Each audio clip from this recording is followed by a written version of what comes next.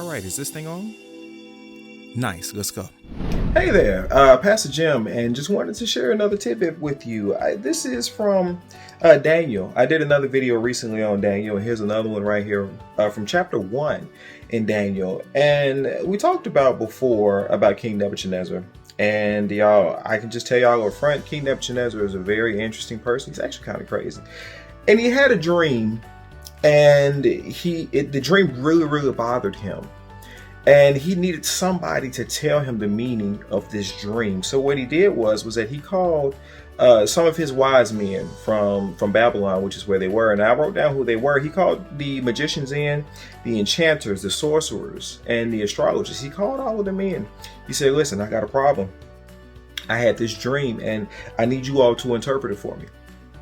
And his wise men told him, the ones who I told you who were there, his wise men told him, he said, okay, yeah, tell us what the dream is and we'll interpret it for you. He says, actually, this is what I want to do. He said, we're going to find out how wise you all really are. He said, actually, I want you all to tell me what the dream was. And then when you tell me what the dream was, I want you to interpret it for me. Now, if you cannot do this, I'm going to kill all of you all in here, because clearly you're not as wise as you're supposed to be.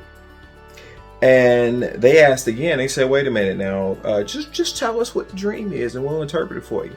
And he says, did y'all not hear me? He said, y'all gonna either tell me what the dream is and interpret it for me, or I'm going to kill all of you all.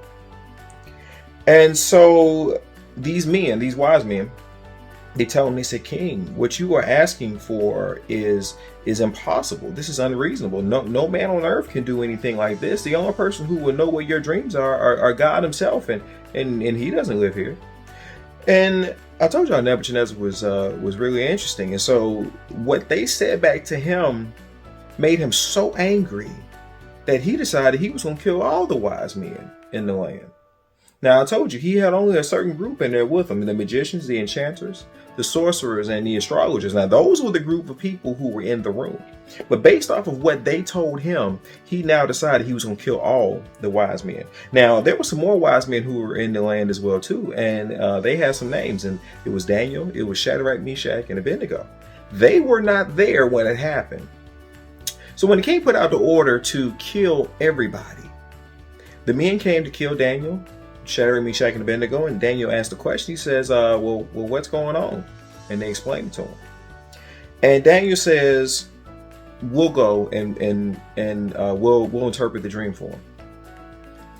And when the man left, Daniel went to go buy some time to say, look, let me come back in here at a later date, tomorrow perhaps, and I will interpret the dream for you. And as soon as Daniel got back from extending his time, he told Shadrach, Meshach, and Abednego, he said, y'all, we better pray. And they prayed, and in the middle of the night, God gave Daniel not only the interpretation of the dream, but he gave him the details of the dream as well, too. So Daniel went the next day, and I won't go into the details of what the dream were. It's in Daniel. It's in chapters 1 and 2 that you can see that. And he interpreted the dream for King Nebuchadnezzar. He told him what the dream was first, and it was very descriptive. And then he told him what it meant. So why am I telling you this story? I'm telling you this story because the purpose, or the thing that jumps out to me about this story is that you have to believe in your call. You have to believe in your call. And not only do you have to believe in your call, you have to walk in that call as well too. If you remember, Nebuchadnezzar said that he was going to kill all the wise men because the ones in the room with him thought that it was impossible to interpret this dream.